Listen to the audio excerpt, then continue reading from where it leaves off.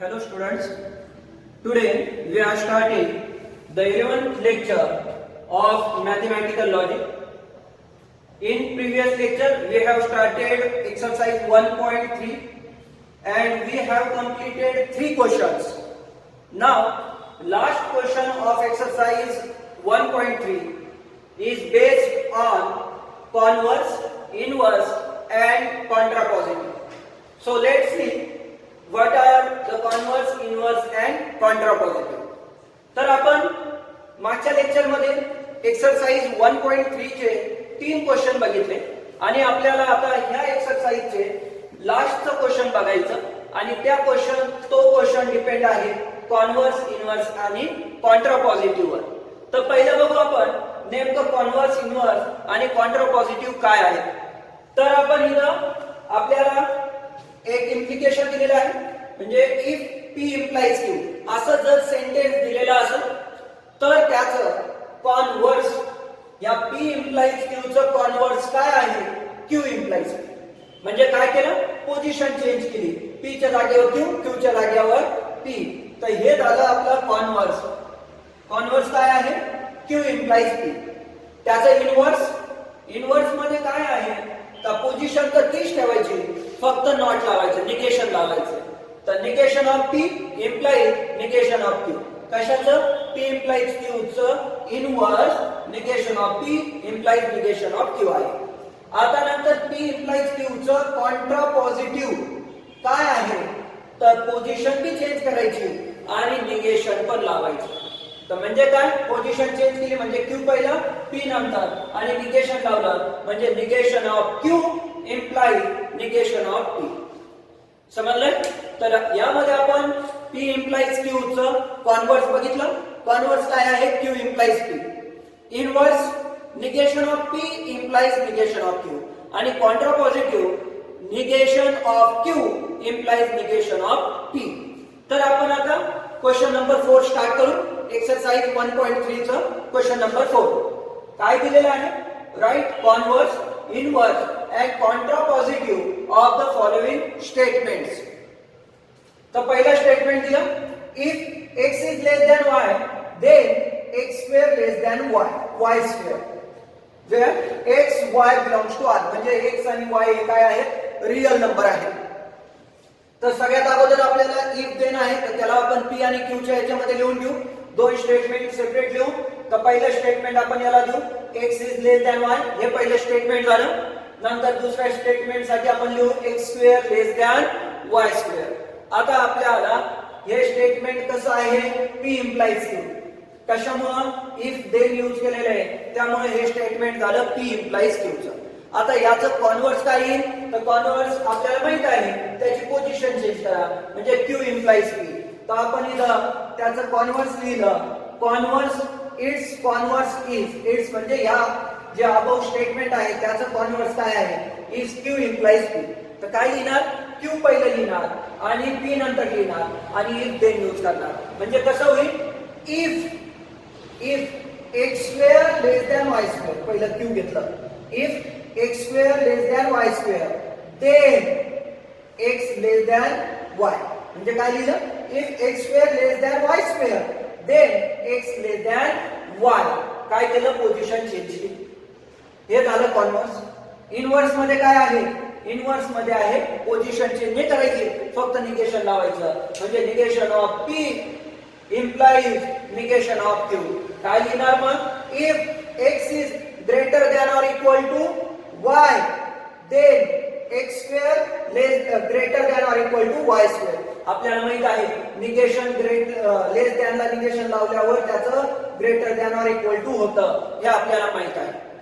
इकडं लेस दॅन लावल्यानंतर greater than or equal to होतंय. पोझिशन 30 ठेवली म्हणजे x पहिलं x लेस दॅन y वाला पहिलं ठेवलं पण त्याचं निगेशन घेतलं म्हणजे x is greater than or equal to y then if x is greater than or equal to y then x square less than or equal to y square. आणि contrapositive म्हणजे काय, पोझिशन बी change करायची आणि negation पण लावायचं. तर negation of Q implies negation of P. म्हणजे काय होईल if x square less greater than or equal to y square, if x square greater than or equal to y square then x is greater than or equal to y. हे झालं आपलं converse, inverse आणि contrapositive. आता आपण second question बघू. A family become literate if woman in it is literate. आता नीट समजून घ्या. हे इफ देन तर इथं आलेलंच नाहीये. इफ आलं तर मधीच आलंय. तर या केस मध्ये लक्षात घ्यायचं का पहिलं स्टेटमेंट जे आहे ते इफ पासून स्टार्ट होणार. तर पहिला आपण पी घेताना काय लिहिणार? पी साठी काय घेणार? द वुमन इन इट म्हणजे काय? फॅमिली. तर आपण लिहिणार the woman in family is literate. The woman in the family is literate. हे आपण पहिलं घेतलं. यावर थोडं लक्ष द्या, कारण इफच्या पुढचं पहिलं घेणार आपण. तर the woman in the family is literate. आता पुढं काय? दुसरं लिहिणार अ फॅमिली बिकम लिटरेट. अ फॅमिली बिकम लिटरेट. हे आपल्यासाठी क्यू झालं. तर याला आपण काय लिहिणार? Given statement is P implies Q. तर आता आपल्यासाठी पी आहे woman in family is literate आणि क्यू आहे अ फॅमिली बिकम लिटरेट. तर पहिलं आपलं चालू झालंय. काय आहे पहिलं? Converse. Converse of given statement is. आता काय करणार? पोझिशन चेंज करणार. म्हणजे जे क्यू आहे त्याला पी च्या जागेवर लिहिणार, पी ला क्यू च्या जागेवर. तर काय होईल? इफ देन तर यूज करणार आहेच आपल्याला. तर if a family become literate then the woman in family literate. हे झालं आपलं कॉन्व्हर्स. आता पुढं इनव्हर्स. आणि इनव्हर्स साठी आपल्याला माहित आहे negation of P implies negation of Q. Position तर तीच, पण निगेशन लावायचं. तर काय लिहिणार? इफ लावणं compulsory. The woman in the family is not literate, कारण निगेशन लावलं. नॉट लिटरेट देन फॅमिली आणि नॉट लावायचं म्हणून काय लिहिलं? Then family does not become literate. Then family does not become literate. आता बी झाले. सी नंबरचं बघू. सी काय आहे? आता आपल्याला याचं फाइंड करायचं कॉन्ट्रापॉझिटिव्ह. तर काय येईल contrapositive? Negation of Q implies negation of P. Position बी चेंज होती, निगेशन बी लागतंय. तर काय होईल? पहिलं क्यू घेणार, त्याचं निगेशन. तर क्यू काय आहे? A family become literate. तर त्याचं निगेशन काय येईल? If compulsory. A family does not become literate. Not आलं का? या ठिकाणी निगेशन आहे. देन इफ देन तर कंपल्सरी आहे.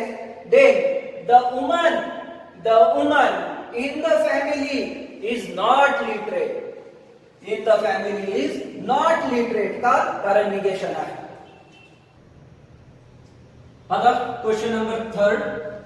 If surface area decreases then pressure increases. आता याला आपण कसं लिहिणार? P surface area decreases, Q the pressure increases. आता यामध्ये गिव्हन स्टेटमेंट कसं लिहिणार? P implies Q. आता इट्स कॉन्व्हर्स. याचं कॉन्व्हर्स काय आहे? Q implies P. म्हणजे फक्त पोझिशन चेंज करणार. तर काय येईल? इफ देन तर आहेच आपलं कंपल्सरी. पहिले लिहिणार if the pressure increases then surface area decreases. आता नंतर याचं इनव्हर्स बघणार. पोझिशन तीच, निगेशन लागणार. म्हणजे पी जे आहे ते तर काय लिहिणार? If surface area does not decreases then pressure does not increases. If then तर आहेच. If surface area does not decreases then pressure does not increases. C. Its contrapositive is negation of Q implies negation of P. म्हणजे position बी change करायची आणि negation पण लावायचं आहे. तर काय होईल या ठिकाणी? If pressure. आता पहिलं काय आहे आपल्याकडं? या ठिकाणी surface area decreases, pressure increases. तर पहिलं Q घेणार, नंतर P घेणार, दोघांना निगेशन. तर काय होईल?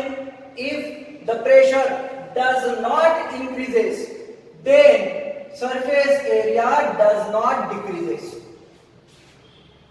If pressure does not increases then surface area does not decreases. आता आपला चौथ्या नंबरचा question. If voltage increases then current decreases. आता काय लिहिणार? Let P voltage increases, Q current decreases. याचं स्टेटमेंट कसं होणार? P implies Q. आता कॉन्व्हर्स काय होईल याचं? डिग्री म्हणजे फक्त पोझिशन चेंज करायची. काय होईल? इफ, आता उलट लिहिणार, इफ करंट डिक्रीजेस. आता यामध्ये if current decreases then voltage increases. हे झालं कॉन्व्हर्स, फक्त पोझिशन चेंज केली. इनव्हर्स काय? पोझिशन तीच ठेवणार, फक्त निगेशन लावणार. तर काय होईल? If voltage does not increases, if voltage does not increases then current does not decreases, then current does not decreases. हे झालं आपलं त्याचं इनव्हर्स. आता last contrapositive. Contrapositive म्हणजे काय? पोझिशन बी चेंज करायची आणि निगेशन पण लावायचं. म्हणजे negation of Q implies negation of P. काय होईल? If current does not decreases, if current does not decreases then voltage does not increases. अशा प्रकारे आपण क्वेश्चन नंबर 4 बघितलंय. म्हणजे आपण एक्सरसाइज 1.3 ही कंप्लीट केली. नेक्स्ट लेक्चर मध्ये आपण या पुढचं टॉपिक